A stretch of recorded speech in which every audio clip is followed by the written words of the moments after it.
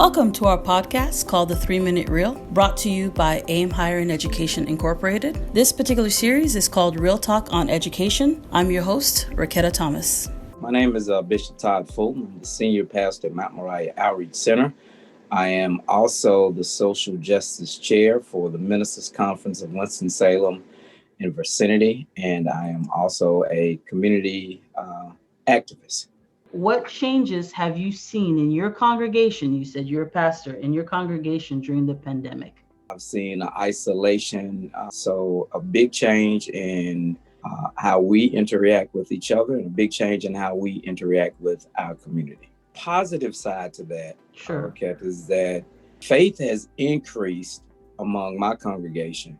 And when I say faith, I'm also referring to people's prayer lives. I think all of us, even if you're not a very religious person, you are a person of faith. I think your faith has been challenged.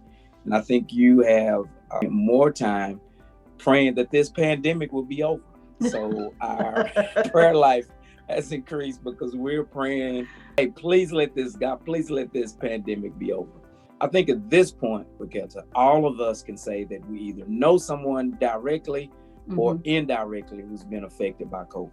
I don't know about you or anyone else, but for me on a daily basis, I'm praying for my parents, for my seniors, and for myself and my daughter and my wife and my grandson. I've had parishioners who've lost their parents, have been hospitalized or still at home or quarantined. Whether we know someone or whether this is actually happening to us, it's keeping us praying for others and praying for ourselves as well. My next question to you then is, how is your community coping with the recent educational changes?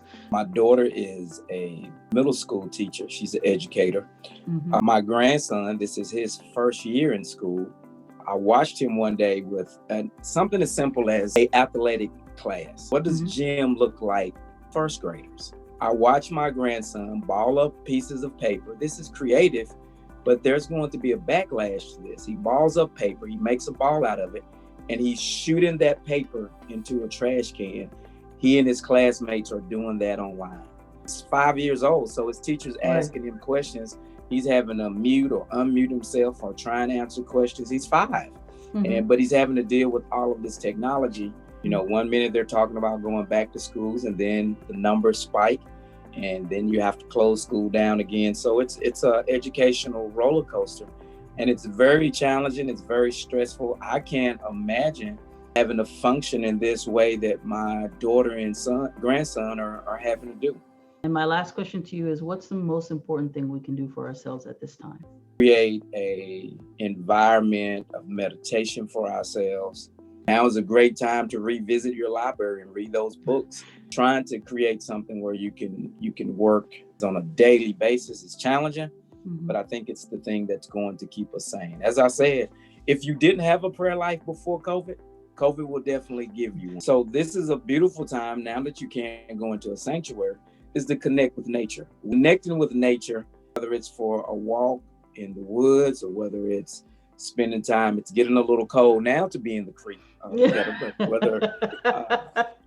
Whether you coat up and toboggan up and glove up and boot up and go near the creek, it's a great opportunity to worship inward. Let's figure out how we can reconnect with God through nature.